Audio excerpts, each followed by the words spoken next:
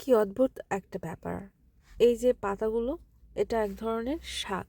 এটা আমি আগে কখনো না দেখেছি, না শুনেছি, না খেয়েছি, না আমি কারো খেতে দেখেছি আমার আশপাশে বা পরিবারে কারো।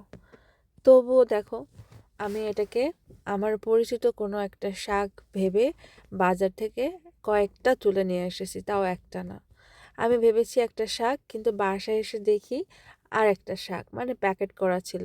যাই হোক, এই শাকটা এর নাম হচ্ছে রজত পাতা।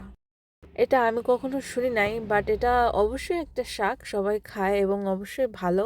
তা নাহলে বাজারে বিক্রি করতো না, রাইট? সো এই যে শাকটা, আমি কার কাছে ফোন দেবো কি না দেবো বুঝে পারতেছি না। মানে বাসায় এসে দেখি যেটা না, কিন্তু হয়েছে আর একটা। তো আমি বাসায় এসে যখন আমি দেখলাম এরকম ব্যাপারটা হয়েছে, তখন আমি ভাবলাম কারো কাছে ফোন দিয়ে জেনে নেই।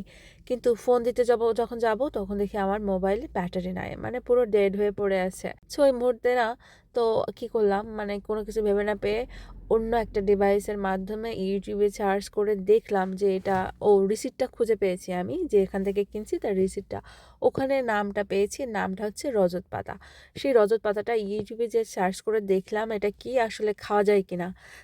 সো এটা আমি পেয়ে গেলাম। এটা হচ্ছে সিলেটের একটা শাক পাতা। এটা খুবই ভালো, তারা খায়। আমাদের অঞ্চলেও খায়, বাট আমি কখনো খাওয়া হয়নি আমার।